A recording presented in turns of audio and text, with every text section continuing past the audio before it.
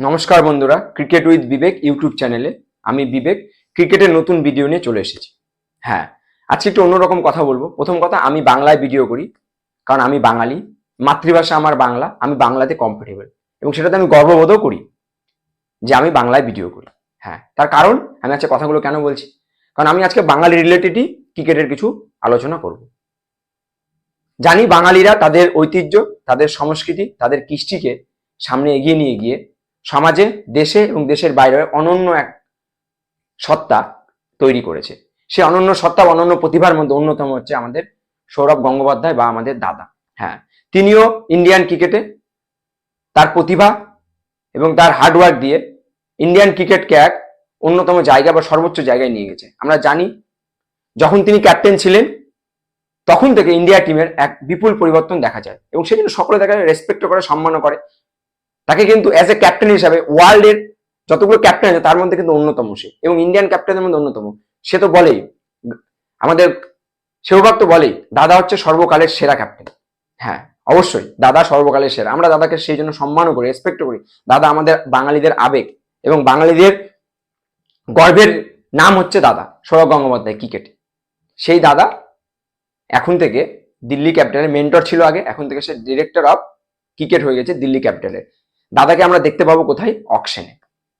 IPL এর যে mega auction হতে চলেছে সেই দিল্লির ক্যাপিটালের হয়ে বা দিল্লির টেবিলে আমরা দাদাকে দেখতে পাবো, সৌরভ গঙ্গোপাধ্যায়কে। এবং তিনি কিন্তু অকশনে অন্যতম তার ভূমিকা থাকবে দিল্লির প্লেয়ার নির্বাচনের ক্ষেত্রে। হ্যাঁ, দিল্লির কোন কোন প্লেয়ার নির্বাচন করা হবে সেক্ষেত্রে কিন্তু দাদার ভূমিকা কিন্তু অনস্বীকার্য থাকবে। দাদার মেন্টরশিপেই 2023-এ একটি ছেলে, আমাদের বাংলার ছেলে অভিষেক পোরেল, সে ট্রায়াল দিয়েছিল। কারণ ঋষভ পান্তের অ্যাক্সিডেন্ট হয়েছিল, একজন উইকেট কিপার এবং ব্যাটারের দরকার ছিল দিল্লি, এবং সে চান্সও পেয়েছিল। কে অভিষেক পোরেল? অভিষেক পোরেল হচ্ছে চন্দননগরের একজন ছেলে। চন্দননগরে তার জন্ম, চন্দননগরে তার বেড়ে ওঠা। 2022-এ ফার্স্ট ক্লাস ক্রিকেটের শুরু। 27টা ম্যাচ খেলে সে, 1241 রান করে এবং সেখানে একটা সেঞ্চুরি এবং 10টা হাফ সেঞ্চুরি।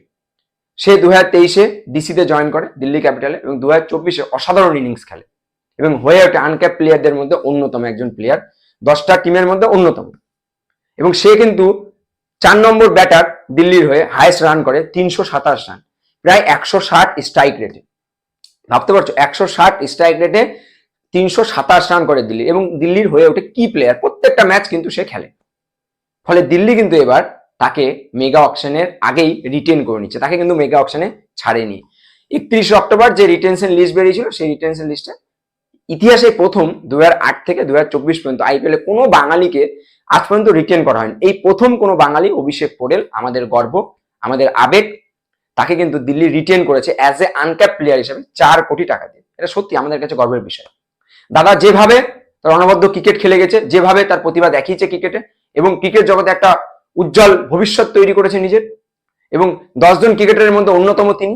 আমরা চাইবো অভিষেক পোরেলও যেন সেইভাবেই তার নিজের জায়গাটা তৈরি করে। 2025-এ ডিসির হয়ে খেলবে, অসাধারণ ইনিংসে খেলুক, বাঙালির নাম উজ্জ্বল করুক এবং পরবর্তীকালে সে যাতে ইন্ডিয়া টিমে নিজের জায়গাটা করে নিতে পারে। আমরা জানি ইন্ডিয়া টিমে কোনো প্লেয়ার কিন্তু এখন বাংলার নেই। হ্যাঁ, বাংলায় জন্ম, বাংলায় কথা বলে এমন প্লেয়ার কিন্তু ইন্ডিয়া টিমে এখন নেই। মাথায় রাখবে, যখন কোনো বাঙালি কোনো জায়গায় সর্বোচ্চ স্থানে অধীন হয় বা সর্বোচ্চ স্থানে স্থান পায় বা প্রতিষ্ঠিত হয়, তখন কিন্তু আমাদের গর্ব হয় যে হ্যাঁ, ওই বাঙালিটা ওই জায়গায় প্রতিষ্ঠিত হয়েছে। বাঙালি সে, যেমন অমর্ত্য সেন বা অভিজিৎ বিনায়ক বন্দ্যোপাধ্যায় যখন নোবেল পেল তখন আমাদের খুব গর্ব হলো, হ্যাঁ নোবেল পেয়েছে, বাঙালি পেয়েছে। যেমন বাংলার অরিজিৎ সিং, সুন্দর গায়ক, অসাধারণ গায়ক, বিশ্ব মানের গায়ক, আমাদের ভালো লাগে। তেমনি যদি কোনো বাঙালির সাথে খারাপ হয়, যদি কোনো বাঙালি লাঞ্ছনা বা অপমানের শিকার হয়, যদি কোনো সুযোগ না পায়, সেক্ষেত্রে কিন্তু খারাপ লাগে। যেমন ইন্ডিয়া টিমে কিন্তু এখন কোনো বাঙালি নেই, আমাদের খারাপ লাগে যে ইন্ডিয়া টিমে বাংলার এত ছেলে মেয়ে, ইন্ডিয়া টিমে কোনো বাংলার ছেলে মেয়ে খেলতে পারবে না বা কারোর যোগ্যতা নেই। আমাদের আশা থাকবে অভিষেক পোরেলের ওপরে।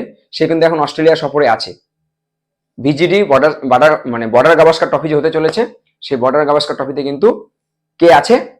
অভিষেক পোরেল কিন্তু গেছে। আমরা চাইবো যে অভিষেক পোরেল 2025 আইপিএল খুব সুন্দর খেলবে ডিসির হয়ে, এবং সে পরবর্তীতে ইন্ডিয়া টিমে অ্যাজ এ বাঙালি হিসাবে সে কিন্তু যুক্ত হবে এবং সে দাদার মতোই অসাধারণ ইনিংস খেলবে এবং দাদার মতো নাম সুনাম অর্জন করবে এবং আমাদের বুক গর্বে ভরিয়ে দিবে। ভিডিও ভালো লাগলে অবশ্যই লাইক, কমেন্ট, শেয়ার, সাবস্ক্রাইব করবে। কমেন্ট অবশ্যই করবে এবং যদি ভিডিও আমার ভালো লাগে তাহলে অবশ্যই বেল আইকন ক্লিক করে দিবে নতুন ভিডিও পেতে। আমি